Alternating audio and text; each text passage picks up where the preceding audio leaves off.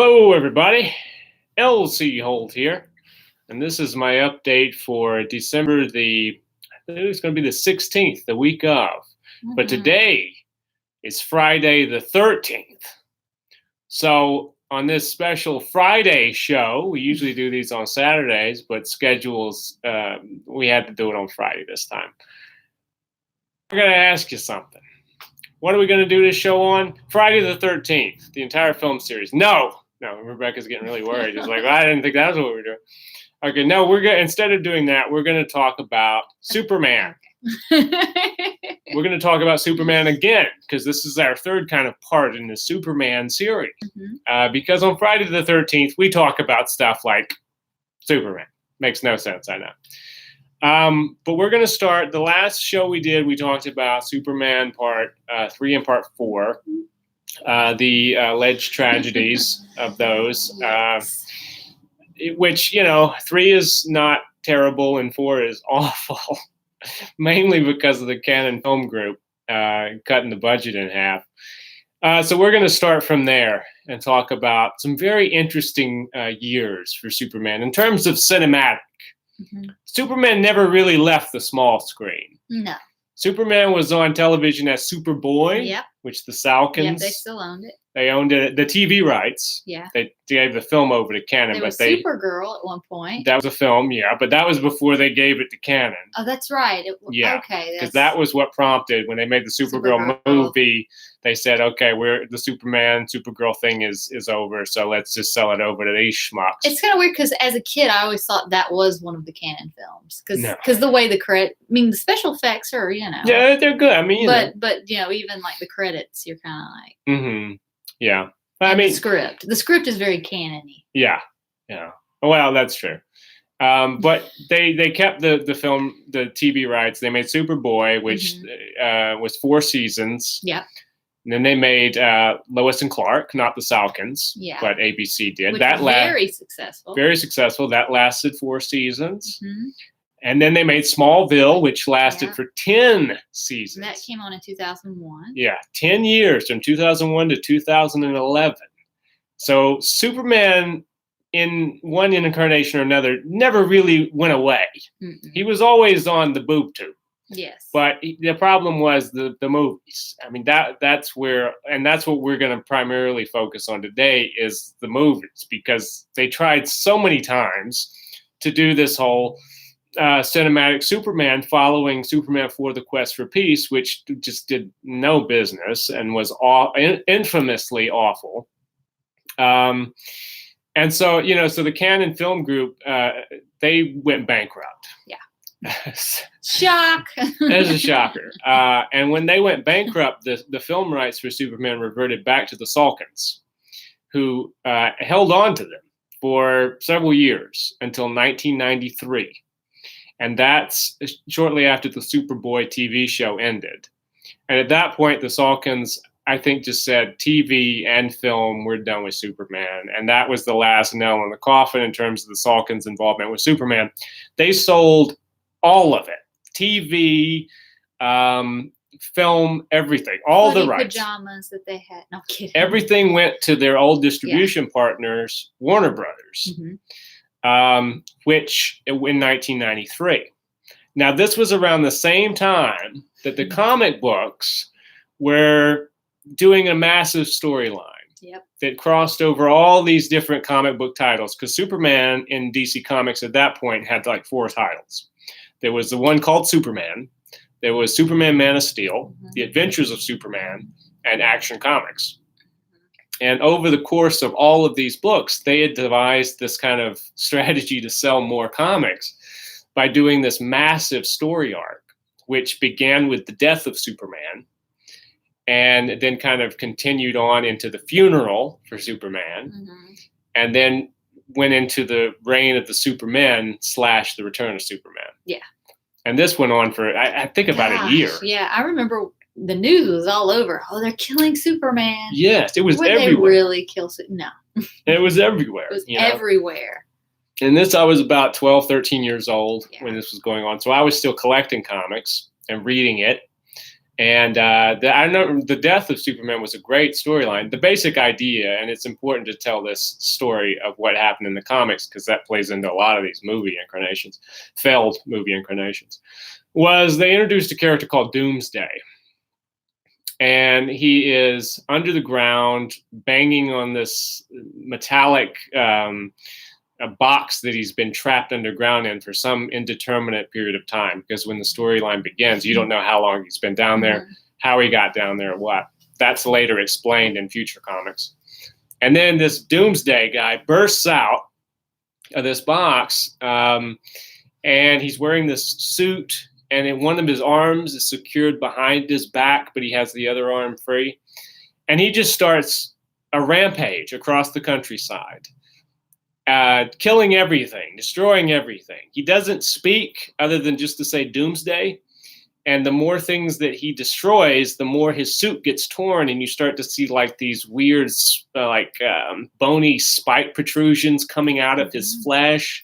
And as the story goes along, more and more of the suit gets torn away, and you see what's really underneath it. You see what Doomsday really looks like, which is a giant gray rage monster. With long white hair and all these protrusions of like bone, it looks like, as spikes coming out. Now, future comics explained who Doomsday was, and in a nutshell, he was a science experiment. An alien was trying to figure out evolution. So it created this creature and then dropped it on a planet, and the creature would be killed by whatever the indigenous life on the planet was, but then it would resurrect and it would adapt to never be killed again by that thing. So over the course of many, being dropped onto all these harsh landscapes, this creature became adaptable to almost any kind of assault or death or creature that might want to kill it. But the problem is it got really pissed, because it started out as this like innocent little creation, and then by the time it's been murdered and resurrected with stronger and stronger and stronger 1,000 times, it's really pissed about this whole thing. Yeah. So they can't contain this creature anymore because he's so strong now and so angry. They put him in this container and they tie his arms behind his back. He gets one of them free, obviously, and send him to Earth, and he crashes there and stays underground for a long period of time until he manages to smash free at the beginning of this story. And the Justice League try to stop him, and he just destroys them. Several other heroes try to stop him. And so naturally, this Doomsday is heading toward Metropolis. So Superman goes out and is going to stop him. Oh, he doesn't do anything until he shows up. No, I'm kidding. Do what? He's sitting on his butt till he shows up. Yeah, well, he's doing a TV interview. Oh, okay. Yeah, he's like doing I remember that issue vividly. He's doing a TV interview, and then they cut in, and it's like the Justice League are getting their ass kicked, and Superman's like, well, I better go help that situation. Yeah. And Superman basically fights this thing all the way across the countryside into Metropolis. There's a hugely famous issue, which is done all in splash pages. Every page is a full image, and it's the final one where they're fighting in Metropolis. Superman's getting all torn up, and this thing's getting all torn up. Lois is watching. Jimmy's taking pictures. And it's a good thing he wasn't Sean Penn. What do you mean? Jimmy's taking pictures. Oh, yeah. Okay, there you go. That's good. Bad joke. And so anyway, they beat each other to death. They both apparently die. But what we know now from the future comics, we didn't know then, is that Doomsday doesn't die. He gets killed, and then he resurrects stronger than whatever killed him, in this case, Superman. But Superman gets killed by Doomsday. They actually punch each other, one final punch, both of them, and both die, or seemingly. And then there's this whole thing where there are other Superman come in. They have this big, long funeral. The story kind of gets boring throughout the funeral. Yeah. Because there's a lot of issues where people are just crying that Superman's dead, and then it picks up pace again because he's It's like multiple. A Days of Our Lives episode when someone dies. Sort of, yeah. They cry and talk about it for a week. And kind of like Days of Our Lives, they bring in these other Supermen, and the mystery becomes, is one of these people the real Superman? Are none of them the Superman, et cetera, et cetera? The real Superman eventually... Marlena was Superman. There you go, Marlena. But the real Superman eventually returns, and now we're going to go off the comic book because we got to talk about these movies. Okay. A lot of movies. Sorry. Okay. So using that, they thought this comic book was very, very successful, extremely, because as you were saying, all over TV, all over the place. You couldn't get away from Superman getting killed anywhere. It wasn't just limited to the world of comic books. Yeah. And so a guy named John Peters at Warner Brothers was given this project to produce. John Peters used to be Barbra Streisand's hairdresser. Yes, I've heard, yeah. And then he started producing movies for Barbra Streisand. And then this led into him producing movies like Rain Man and the Tim Burton version of Batman. So Warner Brothers is thinking, John Peters did a great job with Batman, so let's get him to do Superman. Makes sense, right? So they hire a guy named Jonathan Limpkin to write a script. And in this script, Lois and Clark are having relationship issues. Lois, basically what happens is, this is weird. Superman tells Lois Lane that he loves her, and so his life force jumps into her body and makes her have a virgin birth. So Doomsday kills Superman, but Lois gives birth to Superman's life force baby, even though they didn't have sex, because this is not a continuation. This is an origin. So that has nothing to do with the Donners. Did the baby fly out of her womb? No, but what happens is the baby grows up to 21 years and 3 weeks. And then you realize Superman is resurrected in this baby. And then this baby defeats Doomsday. And then it's not a baby anymore. I mean, he's a 21-year-old man, but you know what I mean. Does he fall in love with his mother? I guess so. I guess that's where they were going with it. Warner Brothers didn't like it either. They hired another guy named Gregory Portier to rewrite it. In 1995, he did his draft of it. And this introduced Brainiac. Mm-hmm. Been trying to do Brainiac for years. And to this day, we have not gotten Brainiac as a villain in Superman movie. It's a no-brainer. Ha-ha! It's a no-brainer. But anyway, in this story, in this script, he creates Doomsday. Mm-hmm. That is Brainiac. And then there's this alien named Cadmus, who Brainiac was a slave to Brainiac or something. This Cadmus alien, he brings Superman back to life, and then they team up and they defeat Brainiac and Doomsday. And this was pretty much the only thing that this fellow introduced other than Brainiac was the fact that in this version, Doomsday had kryptonite blood, which, okay. Mm-hmm. But beyond that, he the Clark character is really weird in this because him and Lois are having relationship issues, but he goes to a shrink. And there's a lot of scenes with Clark at a psychiatrist. And then he realizes, when he comes back to life, that he doesn't have powers at first, sort of like in the comic book version. But the thing about it is he realizes that's psychosomatic, and he uses his shrink has to help him mentally in order to get his powers back. Mm-hmm. I don't know what I think of that. As Kevin Smith didn't like it. And this is where Kevin Smith comes into the story. John Peters went to see a screening of Kevin Smith's movie, Chasing Amy. And he apparently wasn't very impressed with the movie because, John Peters I just don't see him digging Chasing Amy, right? Yeah. But subsequent to that, Warner Brothers, realized Chasing Amy, a lot of good buzz about it. I like Chasing Amy. Mm-hmm. I think that's one of Kevin Smith's, in my opinion, it's my favorite of Kevin Smith's movies.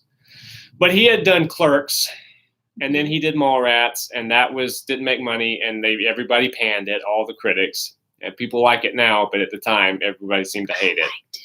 And so he was coming back with Chasing Amy. Warner Brothers heard about this, and they were like, well, maybe this guy likes comic books.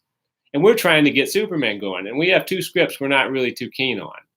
So let's bring him in here, and maybe he might like to. And of course, Kevin Smith says, you mean you want me to write a Superman? Great. So, but the deal is he has to go through John Peters. John Peters is the main producer on this movie. So Kevin Smith comes up with this whole plot line. They definitely want to do the Death of Superman storyline. Mm-hmm. And so Kevin Smith comes up with his take on it, which, is basically the comic book thing. But John Peters, though he agrees to have Kevin Smith write the script, he has a few conditions. I'm going to tell you what these conditions are. You tell me what you would have said if you were Kevin Smith. John Peters says, I hate that suit. Superman looks stupid in tights. Well, that's the character. And he said, you know, when Superman flies, that's sort of dumb. How you grown men flying around? That's going to look stupid. Why are you doing a Superman movie? And he said, you know what I want to see in the third act of this movie? I want to see Superman fight a giant spider. I think that'll work in Wild Wild West. And it did. And so that was John Peters' thing. And Kevin Smith was trying to figure out, like, how do you get around that? Yeah. So he kind of came up with ways of where he would wear the suit, but we just wouldn't call it a suit in the script. And maybe someone can convince this guy later to use the suit. And also John Peters wanted to cast Sean Penn as Superman because he said he watched Dead Man Walking. And he said that John Peters said, if you look in Sean Penn's eyes in that movie, he has the eyes of a monster, of a killing machine. And Kevin Smith's response was, yeah, but it's fucking Superman, right? He's not a killing machine. Right. This was John Peters' view of this thing. Oh, and he also wanted Brainiac to have like some toy sidekick kind of things, you know? So they came up with this idea of what if he had like a gay robot sidekick? And it would be like a gay R2-D2. And you could make toys out of it. Because this was very much in their minds. After the first Batman's merchandising went through the roof, the whole thing became about kind of making action figures. Yeah, that was first, you know. But the thing about Kevin Smith is Kevin Smith included a lot of stuff in there that he had a lot of other characters, like DC characters in his script. He actually wrote in a scene with Batman. And Kevin Smith mentioned, because Tim Burton, you know, knew John Peters. They had worked on the 2 Batman movies. And then Burton had been booted off the 3rd one. But that's a story for another day. But after Robert Rodriguez turned down the chance to direct Kevin Smith's script to work on The Faculty, Kevin Smith mentioned, well, what about Tim Burton? Because he did Batman. And you know him, and that was a success. And I guess John Peters and Warner Brothers were like, well, yeah, what about Tim Burton? And so probably much to Kevin Smith's chagrin later, you know, Tim Burton was hired. $5 million pay or play deal. You know what that means? That means you get paid regardless. Tim Burton got paid $5 million just to sign the paper. Whether the movie gets made or not, doesn't matter. That's a good deal. It is a good deal. In 1990, what is this, 6? That's a pretty good deal for a director. So Burton comes on board the project, and it starts to move forward. Burton has some interesting casting choices. Probably the most interesting is at the top of the bill. Tim Burton wanted Nicolas Cage to play Superman / Clark Kent. And Nicolas Cage, being a Superman fan from a kid, he loved comic books, jumped at it. But, let's talk about this for a second. Nicolas Cage. He looks more like a Lex Luthor. He does look like, he doesn't have that, giant Boy Scout, the Christopher Reeve kind of thing. Yes. A good-looking guy. Good jawline. He looks kind of awkward. Yes. He's a little angular. Yeah. Now, we know he can get buff because he did movies like Con Air, yeah. But still, in that movie, he does not look traditionally handsome. No. And Tim Burton said one of the reasons he really liked Nick Cage for the role is because he thought, with Nicolas Cage, that maybe he could have a real distinction between Superman and Clark Kent. And we're laughing because I'm also keeping an eye on the chat window over here, and Danger Mouse 7 made me laugh because he said he thinks that it should be Nicolas Cage with the Con Air accent because he was from Alabama, and so Clark Kent from Alabama instead of Kansas. That's right. But he wanted it to be no, you're good, man. Keep going. I love it. But he wanted there to be a distinction. So you imagine Clark Kent would have been like this really nerdy, bumbly, Nick Cage from Peggy Sue Got Married is what I'm imagining. Oh, but not that voice. Oh, I hope not. I would rather the Con Air accent. Me too. That was the one thing I hated about Peggy Sue Got Married was his voice. It was obnoxious. But that's what I'm imagining as Clark Kent, because they wanted that differentiation. And then as Superman, he'd stand straight and, do that whole thing, the Butch thing. Also, Chris Rock was hired to be Jimmy Olsen. I remember that. And by Tim Burton. And Sandra Bullock, remember, this is mid-90s, was going to be Lois Lane. What do you think about those two choices? I mean, I don't know. I mean, would they turn Jimmy Olsen into a wisecracking kind of guy because they hired in a comedian? Yeah, I think so. So that would not be really Jimmy Olsen if they did that. Just let him play it like Jimmy Olsen. I would be fine. But, you don't want them to Richard Pryor it because they've got a top named comedian in the role. Sandra Bullock, I could see her as, she's kind of. And she was the it girl in the mid-90s. I could take her as Lois? Yeah. Yeah, I think so. Yeah. That's the only thing about Chris Rock, because usually when they get a comedian in a role, they won't let them just play a part. They're like, oh, no, we want you to do your stand-up comedy routine in the movie instead of letting them just play the role that they're cast in. Let them be actors. And I think that was, but I have something else here, a little detail that you'll probably like. Kevin Smith wanted Michael Keaton to return as Batman for one scene in his script where Batman delivers Superman's eulogy. And Tim Burton talked to him, and this was actually going to happen. Yeah. This was going to happen with that Tim makes Burton. Me so happy. I don't know. I mean, I like the idea of it, but here's the thing. Just because I like Michael Keaton. Kevin Smith, I don't. How do I say this? Kevin, I would love to be in one of your films, so don't take this personally. But as if you're watching. He loves to tell the story. Well, here's the thing. Kevin Smith writes any story like it's a Kevin Smith story. That's true. He does. And I don't know that the Batman character should be up on Metropolis's version of Times Square's Megatron giving a eulogy for Superman. Yeah. I just don't see Batman being that public. You know what I mean? Yeah, no. Now, I would love to see Michael Keaton as Batman in the movie. That's all I was happy about. I ignored the rest of it. I was too busy focused on Michael Keaton as Batman again. And it is an interesting script, but there, it has a lot of Kevin Smithy types that, like, there's a lot of people talking in monologues, and that sort of thing, like what he was doing at that time.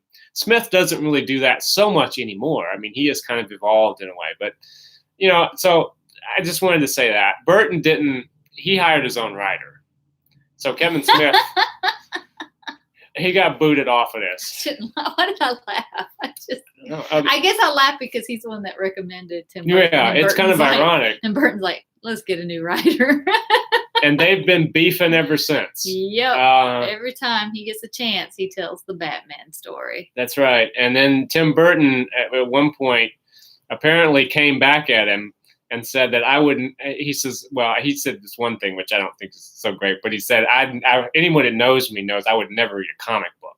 Tim Burton said, and he also said that even more than that, I would never read anything written by Kevin Smith. So they go back and forth.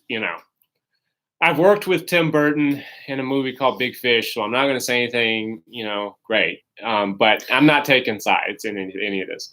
But Burton did hire a guy named Wesley Strict, who worked with him on Batman Returns to rewrite it. And Wesley Strict took out a lot of this Kevin Smith comic book stuff, the other characters.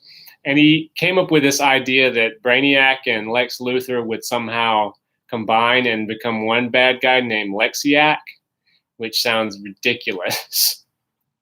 He wasn't a comic book fan either. But they were going to shoot this in Pittsburgh, and they came very close. Like Dan Gilroy, who was a great screenwriter, he got in there and he did his own little polish of it. And they started taking, the pre-production photos, and the special effects shop went into they started doing all kinds of stuff. The part of the reason they brought Dan Gilroy in is because the budget on these previous drafts had gone up to $190 million which in 97, 96, not much nowadays. Unheard of back then. It's huge. That's like, yeah. So Warner Brothers were like, I like the whole thing, Tim, but we're going to have to tone this back. So they hired Dan Gilroy, and they got the projected budget down to $100 million, which is still pretty hefty at that time in the mid to late 90s. And then Batman and Robin happened. And Warner Brothers, who had also produced that. I remember seeing that in the theater. Batman and Robin. Yeah, that's its own show too. But they expected that to be this huge, enormous success like Batman Forever was. Yeah. And it underperformed, to say the least. And it was all over the news. It was a big old turkey. Yeah. And Warner Brothers got cold feet on this whole, okay, now it's $100 million. Like, yeah, I don't know. That seems a little hefty too. They cannoned them again. They did. And so they put the kibosh on Superman Lives, which is what this version was called. And Burton left to go make Sleepy Hollow. He was like, I'm out of here, y'all. So he boogied on out of that. You know how much they spent on Superman Lives? How much? $30 million was spent on pre-production. All kinds of interesting ideas. There's a documentary, we don't have time to go into all of it, but Tim Burton had some really interesting, wacky ideas. And some of them I kind of would like to have seen, just to see what it would look like. Yeah. But I was telling you earlier, I'd like to see them with today's special effects, because like the 98 version with CGI might look a little too Mars Attacks, even though that was even earlier. But, I remember Burton had this concept of Krypton, because this was an origin story. None of this had anything to do with the Christopher Reeve continuity. We'll get to that soon. But he had this idea of Krypton with these moving tectonic plates, so that the continents of Krypton were always shifting around like puzzle pieces. And this was Burton's idea. I would love to see what that looked like. That's an interesting idea. Mm-hmm. And he had another idea where Brainiac would basically just kind of be like a head in a jar, and it would wear a cape, and he would stand erect like a man. But if the cape ever got thrown back, you would just see there were these long tentacles, and it was just a head on a jar with long tentacles, which sounds really Mars Attacks. That's what I was thinking. I was like, oh, that sounds like Mars Attacks. Yeah. It's like Pierce Brosnan with the head in a jar, in that movie. But anyway, it never happened. And Nick Cage stuck around longer than Burton. Because he wanted to be Superman. He really wanted to be Superman. And he stuck around until June of 2000, actually. And then he also left the project, finally. And so they had to find a director to pick up the pieces. And that was very difficult. They went to Michael Bay. He said no. They went to Martin Campbell, who had directed GoldenEye, and later would direct Casino Royale. And he said no. They went to Oliver Stone, and Oliver Stone said, I'm Oliver Stone. You must be joking. And he said no. Then they got this guy named Mech G for a minute. Yeah. And Mech G thought about it, and then he decided I'd rather do Charlie's Angels 2, because he had just done Charlie's Angels 1, so he went to do the sequel to his Charlie's Angels movie. And that's pretty much where Superman Lives died. The Death of Superman. Yeah, The Death of Superman Lives. I think that's the name of that documentary, isn't it? But in 2001, they tried to pick up the pieces with an entirely new concept. The concept was Batman versus Superman. And it was conceived by a screenwriter named Andrew Kevin Walker. And the script itself was written by Akiva Goldsmith, who had written Batman and Robin. But don't hold that against him, because he also wrote things like A Beautiful Mind. And he's a good screenwriter, but I have a problem with Batman and Robin and I Am Legend. He wrote that. What was I thinking? Anyway, that's another show too. But the story of this is that Batman's been retired for like 5 years. All his friends are dead. Commissioner Gordon, Alfred, everybody's dead. Clark has divorced Lois. Everybody's very emo. But Bruce is about to get married to a woman named Elizabeth Miller, whoever that is. And Clark is going to be his best man.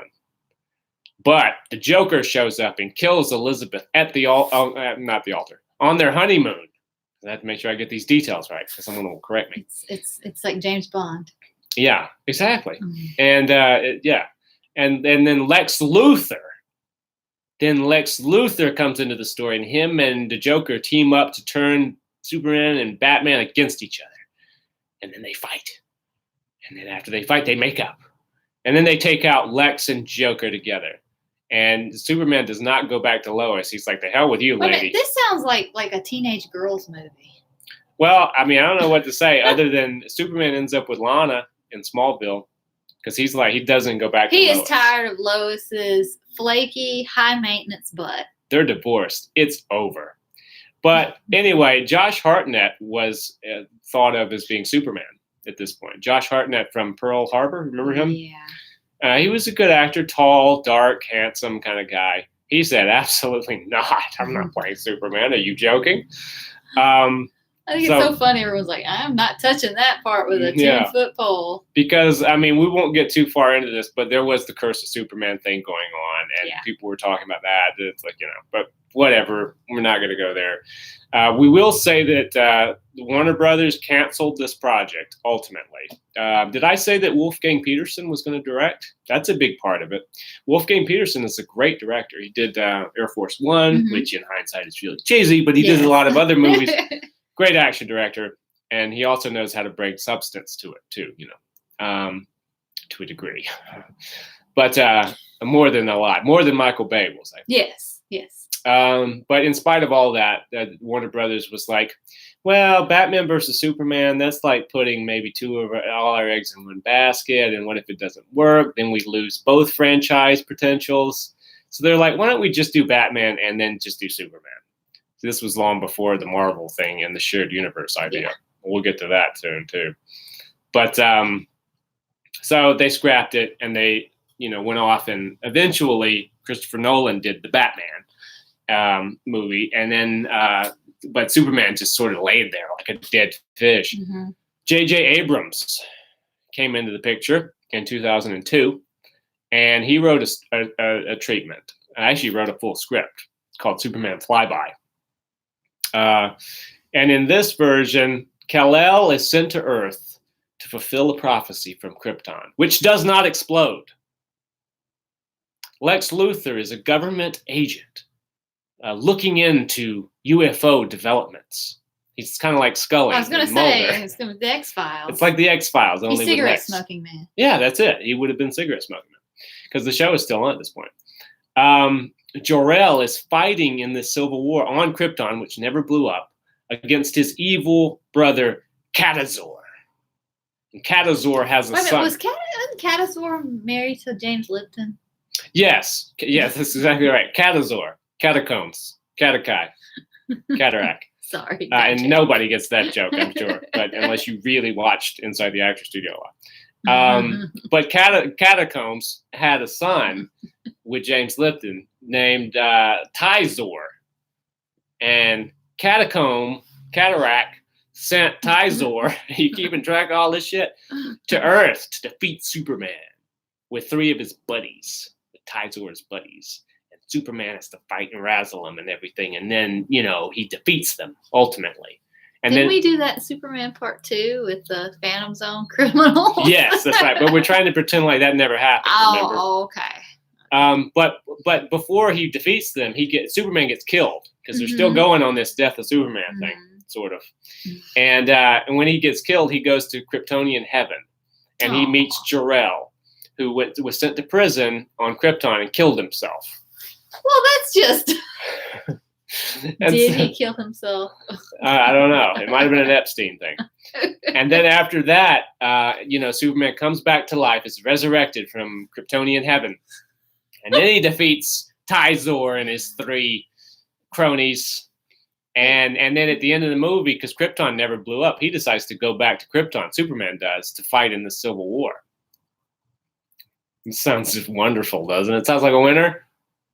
I'm thinking, JJ, what were you thinking? Brett Ratner was hired to direct this thing, and he wanted an unknown to play Superman. He was the first one to get into this and say, well, let's go back to the unknown route. And you know who he wanted? Ashton Kutcher.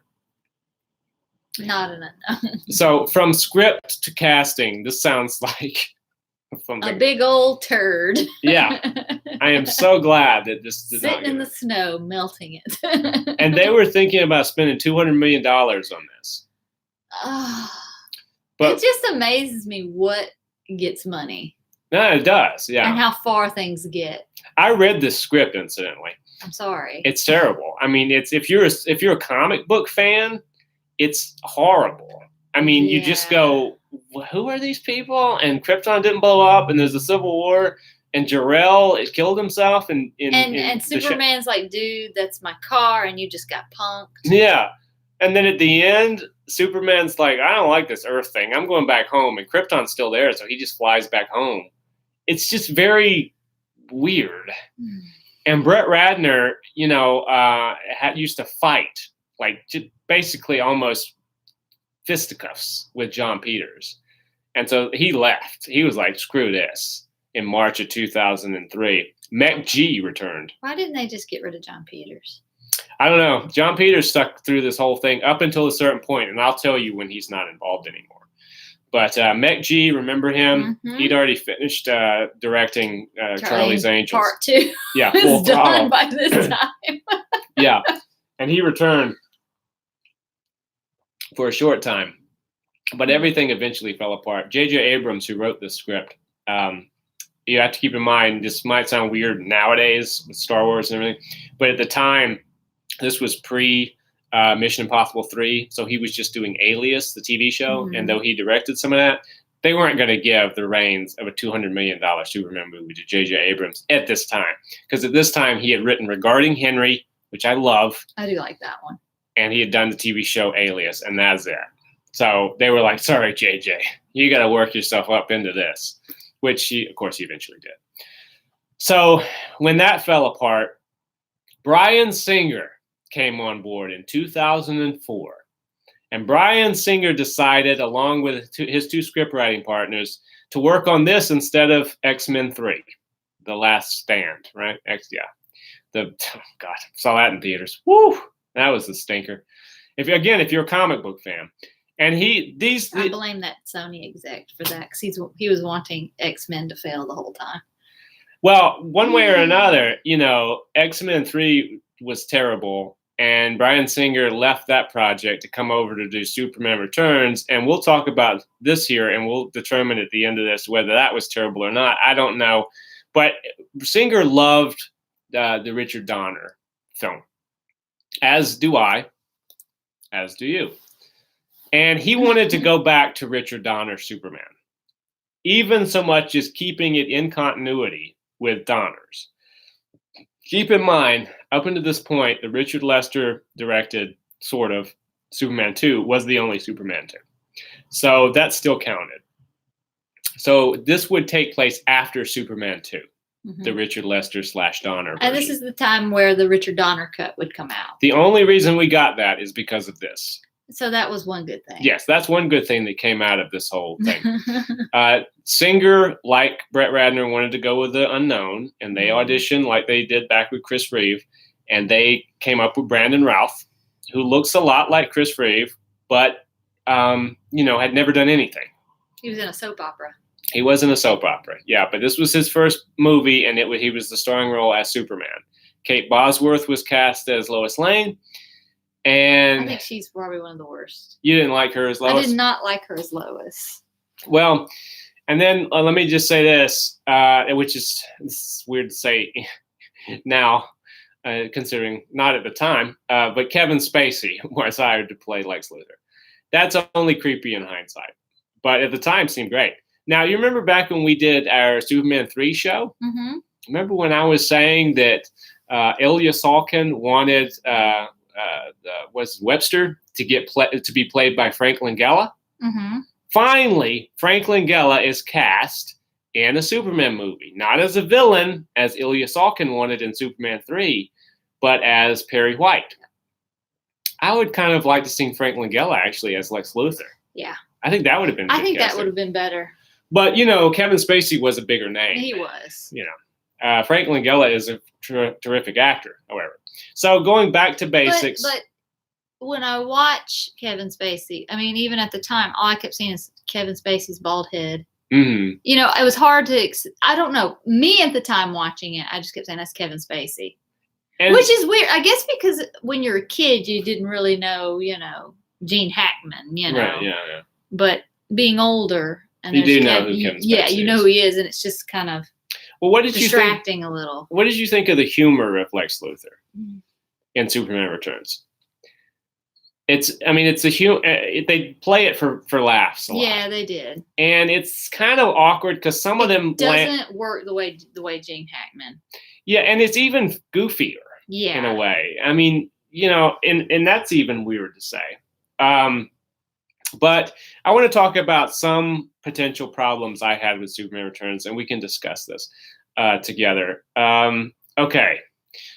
At the end of Superman 2, the Richard Lester version, yes, the last line in the movie is Superman puts the flag on the roof of the White House, and he tells E.G. Marshall, who's not E.G. Marshall because he's only seen from behind because they couldn't afford to bring him back. But he tells the President of the United States, he says, I'm sorry I let you down. I won't do it again. Something to that effect. Yes. And then we move over to Superman Returns, which theoretically is taking place right after. Well, according to this film, right after Superman says, I'll never let you down again, he leaves the planet. Now, see, it would have made more sense if maybe they thought he had abandoned them, but something had happened to him, and he finally gets free. Yeah. And maybe the thread has already made it to Earth that trapped him, and then he gets out, and it's already... Does that make sense? Yeah. It's not like he chose to be like, peace out, mothers. He left. He went to go save something. He knew something was coming, and he leaves for 5 years. Yeah. To go to Krypton, or what's left of it, which is nothing. Yeah. It just didn't make any sense. If you're going to say this is a direct continuation, you might not want to have the last line the character said in the previous movie be a total lie. Yeah. I mean, it's like Ilya Salkin said on one of the commentaries, which made me laugh. He said, Superman says he never lies except about his identity, which is a huge lie. Yeah. But he also lied to the president because he said he wasn't going to leave, and he leaves promptly, gone. And he leaves Lois Lane there knocked up. But she doesn't remember it. Obviously, because remember the magic kiss. He kissed her, and because they had sex, he had to lose his powers so that he could finally get some with Lois. And then she evidently got pregnant. But he made her forget. And then he made her forget. But somehow she remembers that this is his kid, I guess. Well, not till later in the movie. That's but after he throws a piano. But then she's kind of like, wait a minute, how did I get pregnant with this kid? Well, did he roofie me? Exactly. Which he kind of did. He had sex with you. That part was legitimate and consensual. Yes. Then he kissed you and made you forget. That's right. And then he abandoned you for 5 years. That's right. And you had a child out of wedlock. Soups is not looking good. No. And you had to find this other guy who's Perry White's nephew or once again, or poor Cyclops can't get the girl to really like him. Yeah, and at least he doesn't cry in this movie. That's true. God knows he cried enough in the X-Men. They really made Cyclops sad in that movie. It was really sad. Speaking of sad, Superman is really mopey in Superman Returns. He is, and the whole thing is so dark. Yes. And I'm just kind of like, turn a damn light on. I can't see anything. Especially like the rooftop battle with the giant gun. It looks like you're in a totally different movie. It feels like I'm in England, and it's just this time of year where there's only 3 hours of daylight. And it rains a lot. And it rained the whole time. It did rain a lot in that movie, too. It's set in England. Metropolis is now in England. Yeah. In December. And it's a really slow movie. It's 2 hours and 54 minutes long. It was very slow. Actually, I'm sorry, 2 hours and 34 minutes long. Still, that's long. And I know they're like, oh, he looks like Chris Reeve. No, he did not. I'm sorry. No. No. You were not a fan of Brandon Routh? No. Tell me why. I could not get into it.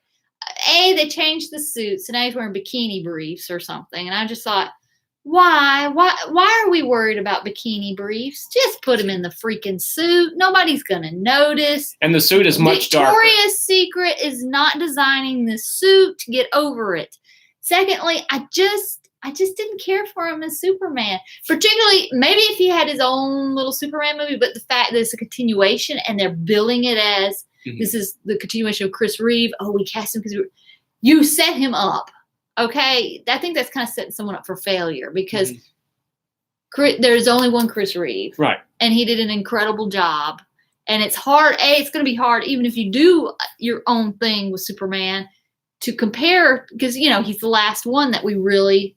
I mean, yeah, we had our TV ones, but film, the last one is Chris Reeve, and what he and Donner did in the first one was so amazing. And to bring somebody new in and say, oh, he reminds me of Chris Reeve, you're setting him up. Mm-hmm. That's setting somebody up for failure. And saying, oh, this is a continuation of the Chris Reeve story. You can't do that without Chris Reeve, because there's only one Chris Reeve. Because when you watch it and you can kind of see that they're like, oh, yeah, this is Chris Reeve's Superman.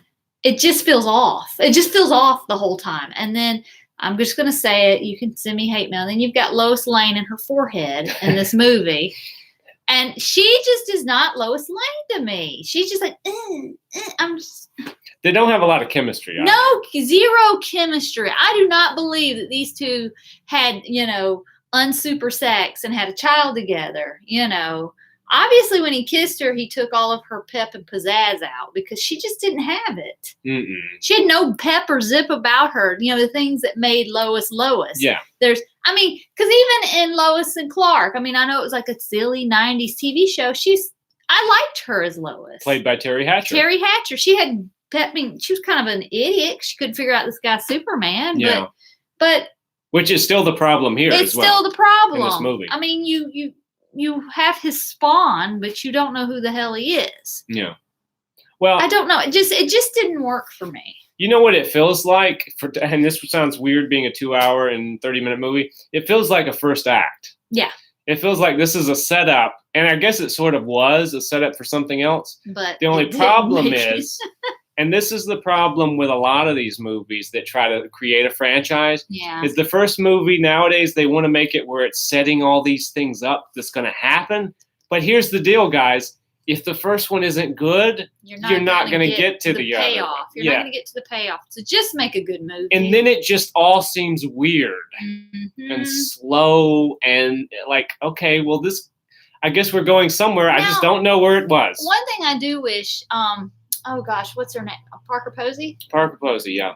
She wasn't Miss Tessbacher. No. But I wish they just said she was, because that's who she was. She essentially was. And I liked her in that role. I thought she did well.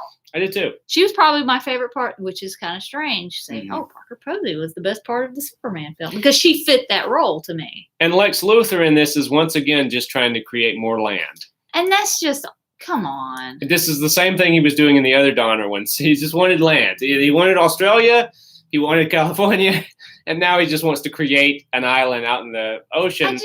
They should have done something. I don't know. Maybe instead of having Lex, just have Brainiac. Do something.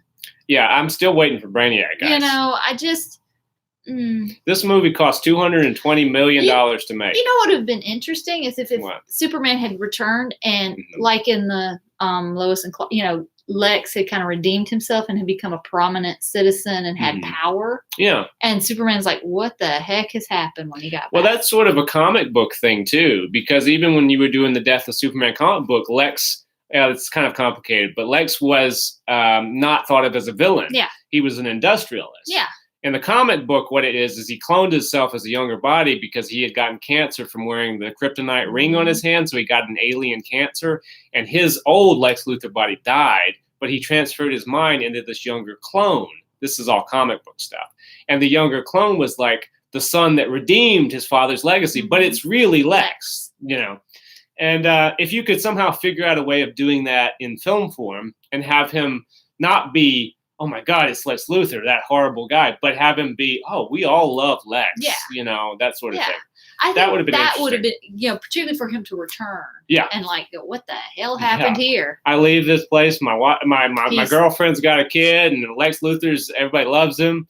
That would have been interesting. That would have been, yeah. But like I was saying, this $220 million this movie cost, and it made $390 million, which is not great because basically what they were looking for was at least $500 million, and 390 is short of $500 million. Yeah. They talked about a sequel to this that would have come out in 2009. Now, I said this before the show because this was they had a few more years of of Smallville. Yes. Why didn't Smallville ever get its own movie? Well, I mean, we talked about it at the time. Why doesn't Tom Welling just play in Superman Returns? Just do a maybe end the show early and then transfer him over, and then you have the backstory.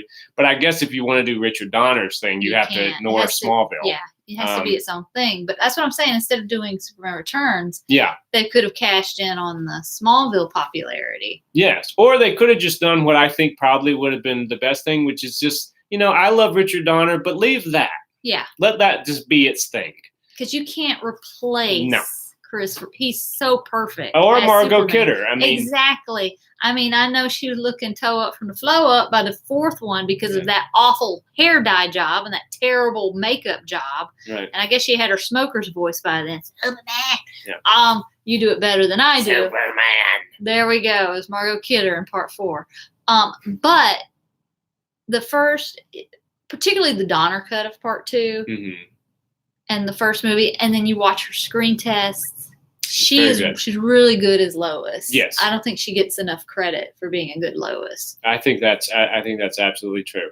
But anyway, in spite of all this, they tried to do another Bryan Singer one. I don't think the studio was really into it because they were like, well, Superman Returns, we didn't get the young male audience, and that's one of the things they said. And we didn't make anywhere near what we were expecting as a minimum, for the return of something like this. So even though, Brandon Routh, I feel for him very much because he was meant to be the custodian of the character.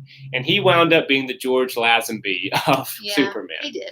He got the one and then was sort of shoved over here. It wasn't like a good one like Lazenby got. I wish he had gotten a good one. I do wish Brandon Routh, if you were going to cast him, let him get one good Superman. But anyway, that's how things go. I think he would be good in a series. A TV series, Superman. As Superman? Mm-hmm. Yeah. If he got his own TV series. I would be like, okay. And he is on the Arrowverse. Yes, he is. Well, he is kind of a Superman. But like I said, they kind of set him up for failure. Yes, yeah. And I feel for him more than anybody else in this because, it's kind of cool to think you have that job and that position. You're going to be Superman for years.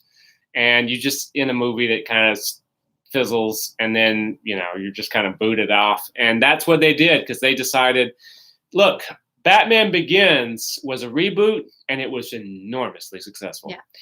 And The Dark Knight in 2008 was enormously successful, made over $1 billion in its first run. And David S. Goyer, who worked with Christopher Nolan on Batman Begins and on the story conception of The Dark Knight, had come up with an idea for a new Superman, and it was Man of Steel. Mm-hmm. And he goes to Warner Brothers and says, you've been trying to get the Superman back on track after Superman Returns. I have an idea. And Warner Brothers is like, we like that idea. Oh, and hey, if you can get your buddy Chris Nolan to be a name-only producer on this, we would really like that. Mm-hmm. And so that's how they got Superman, or that's how they got Man of Steel going. A totally new envision, nothing to do with Donner, nothing to do with, Superman Returns. Totally new version of Superman, as conceived by David S. Goyer, who wrote the screenplay. Zack Snyder was hired to direct this movie, and Henry Cavill was cast as Superman. I like Henry Cavill. I like him mm-hmm. as an actor. Mm-hmm. And he has a look, he's shorter. He's the shortest Superman, which I think he's like 6'2", so he's not that platform boots. I don't know. But he's 6'2". He's not that short. No. He's shorter than Chris Reeve, but Chris Reeve was like 6'4" and a half. Yeah. And Brandon Routh was like 6'4", Chris Reeve, Hunk of a man. But Henry Cavill was cast as Clark/Superman. Amy Adams was cast as Lois Lane. She had earlier auditioned for one of these mini incarnations. Yeah.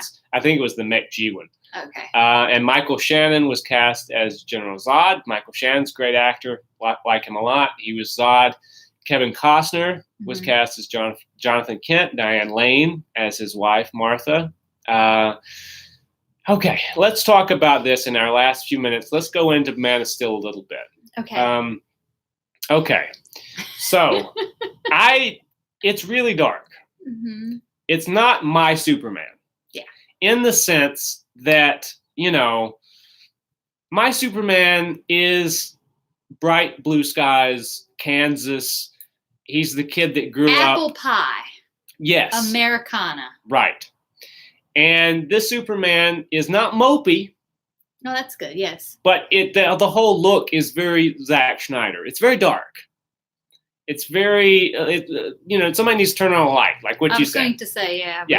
They're back in England again. Yeah. It doesn't rain. It doesn't rain quite as much in this, Okay. but it's still pretty dark. What we talked about is back when this movie came out was you had Kevin Costner as Jonathan Kent. Mm-hmm. Now, this version of Jonathan Kent, and from a script standpoint, I see what they were trying to do. In the original Richard Donner version, Glenn Ford. God, he was so good. He was very good. Loved him. And he was the adopted father on Earth, Jonathan. And Marlon Brando was Jor-El, the actual father, who died when the planet exploded. Yeah. But they were kind of on the same keel. Yeah. Like Jor-El was saying. Yeah. You need to go and fulfill your purpose and be the. But he's more logical, kind of cold logic. Right. And Kent is, the heart, the warmth, he's the goodness. There's just this warm goodness. He's what made him Clark. Human, he made him Superman that we know. Yeah. But what I was trying to say is that these two are on the same keel in terms of Superman and Clark. You need to do something great for humanity. Yes. Now, the difference in Man of Steel is Kevin Costner's Jonathan Kent is very different in his approach to what Superman's purpose is than Jor-El. Because Jor-El is the one who's played by Russell Crowe, is the one who says, you have to be their light. I'm not big into this whole Jesus. I think they love to go into the Jesus comparison. Metaphor. Yeah, they love it, particularly when you're saying he resurrects and all that. I'm just like, y'all, come on. Superman Returns. They really played the Jesus and thing. Man of Steel, they do that too, even to a point where he goes out of the ship. Remember when Henry Cavill goes out of the ship and he goes into this cruciform sort of thing? I'm like, guys, you're really beating us over the head with this Jesus thing. And that was one thing I will give Donner. I mean, he wanted it to have like a mythology, but I don't think he was, It didn't go into the Jesus. He's not Jesus. I mean, about as close as you get is when Marlon says, and I sent them you, my son. Yeah. But that's it. This goes into it far more deeply. But what I was saying was that Jor-El is saying you need to fulfill your purpose and show them the way on Earth. Be the hero. And Jonathan in this version says you have to be careful. Don't show what you are. They might not understand. Which was a little bit in the Richard, remember? Because when he wanted to, and he's just like, don't do, But I think his point more was, you have this gift? Do you really think you were put on Earth to kick field goals and become famous and outrun a car? Yeah, to show off. Like, don't do it to show off. Right. Save it for something important. And eventually, as this series progresses, and what I'm talking about here is the Man of Steel series, you do see Jonathan Kent. Sort of, but to me it was muddled. I didn't understand what Jonathan was saying. Yeah. Was Jonathan saying, don't ever do this? Because it wasn't clear. No. It wasn't as clear as the Glenn Ford thing. Glenn Ford, I'm telling you, every time I see the Glenn Ford scenes, I'm like, I want more. I want to see more of him. Mm-hmm. Well, just kind of, Well, I want to talk about this real quick while we're talking about those two portrayals, because in Superman, the Richard Donner, and it's unfair to compare any movie to another movie, I know. But I just need to make this point because I'll explode if I don't. I've seen it happen. Glenn, last week on the show. Yes. Glenn Ford playing Jonathan Kent has this moment that is so incredible in Superman. He's so good. Where young Superman says, I'll race you to the house. I'll race you to the house. And Jonathan kind of runs after him, and Clark gets to the barn and Jonathan makes it halfway. And he has this moment where he touches his arm and he says, oh no. And he falls. And you go, oh God, that rips your heart out. That's what I said. Even today, I still get a little teary-eyed. At that scene, you're just like, oh, my God. He knows he has to be here for this kid and guide him. Yeah. and show him how to be the He's man like, he needs to be with you- these powers. Because you do take it, oh no, I need more time. Yes. Oh no, I need, Because this is not no ordinary kid, and he knows it, and he needs guidance. And luckily, ultimately, he gets it from, the other father. Yes, the cold, logical one. Right. But he's already instilled in Clark this thing, this heart. Yes. Now, in Man of Steel, there is a similar scene that is not as effective involving a Kansas tornado and Kevin Costner and a dog. And it plays on the whole nobody wants the dog to get killed thing. But apparently we don't mind if Kevin Costner dies. But he has a thing where Clark is going to go back to save him because he can't get back under the bridge. And he does this thing where he holds his hand up like this and says, Clark, don't do it. And I think that was meant to be equivalent. It didn't. But I don't think it's as powerful. I get what it's trying to do, but I don't. But in the Donner version, when he says, I have all these powers and I could save him, but you sit there and think, you couldn't save him. He died of a heart attack. That's right. And that is because people do that all the time. They go, Yes. God, I wish.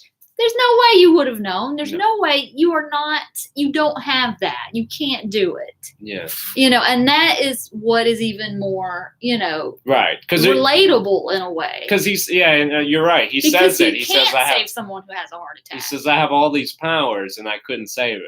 Because he can't do that. Yeah, he can't do that. And that there's an emotional weight to that. Yeah. That is very good. I mean, theoretically, Clark could have got his ass out from under that bridge and went over there and got Kevin Costner. Exactly. He let his father get blown away. He had the power to save him, whereas in the Glenn Ford situation, he didn't have that power to save him. But he has all these he can be fast and fly, but he can't bring people back to life until he's older and, reverses time. But I want to go, because we're kind of running into time. Sorry. But I want to mention a couple things on Man of Steel before we get out for this, because, and it goes to the thing of, Superman, my Superman, what I envision Superman as being. And there's the Metropolis battle with Zod. Yeah. Which is infamous at this point. And they tried to make up for it in Batman versus Superman, which I'm going to say, I am not a Batman versus Superman hater. I actually like Batman versus Superman, especially the Zack Snyder cut. I think it got an unfair shake. Mm-hmm.